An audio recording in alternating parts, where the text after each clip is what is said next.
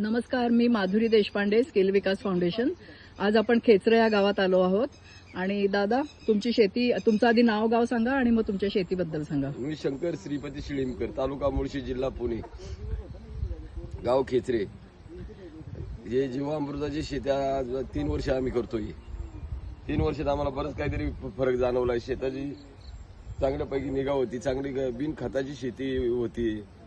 परत तांदूळ मोडल्या जात नाही, सुगंध येतोय तांदळामध्ये, वास येतोय. इंद्रायणीची लागवड आहे ही. हो, तिकडे पण इंद्रायणीच आहे. हो.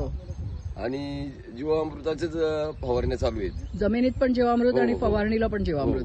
म्हणजे तुम्ही युरिया वगैरे असं काहीच टाकत नाही? युरिया नाही. नाही. आणि त्याच्यामुळे पीक संरक्षणाला कसा काय हो. फायदा झाला?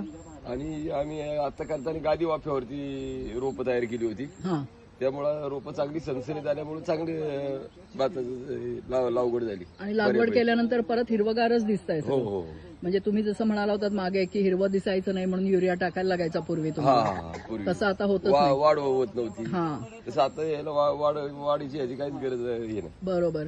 ऑटोमॅटिक मातीच भुसभुशीत, म्हणजे चांगली बऱ्यापैकी तयार आता झाली. माती त्या लेवलला आली. बरोबर. आणि गेल्या वर्षी पीक संरक्षणाला कसा काय फायदा झाला तुमचं? ते रोग आला होता दुसरीकडे, ते आम्ही ते अंड्याचं आणि बेसन पीठ ते तिकडे हा, मारलं. ते पण इथे mix आपल्याकडे करून- रोगच नाही ना आला. नाही, इकडे इथे रोगच आला पूर्ण नाही. जीवामृताची पूर्ण असल्यामुळे. हो. तिकडे जीवामृत नव्हतं तुमचं गेल्या वर्षी. हो. मग आता ह्या वर्षी काय केलं तिकडे? ह्या वर्षी मारली 20-20 लिटरची कॅन्ड मारली. तिकडे मारले जीवामृत हो. सुद्धा. पण आता जीवामृताचे सुक्क जीवामृत तयार केले. घन जीवामृत. हा. हा, तरी आता ते पाण्यावाटं सोडणार आहे. बरं, ठीक आहे. धन्यवाद. तुम्हाला खूप फायदा होतोय ऐकून मला खूप छान वाटतं. हो हो. धन्यवाद. असंच करत राहा. आणि वाढ पिकात ह्याच्यात पण वाढ झाली ना.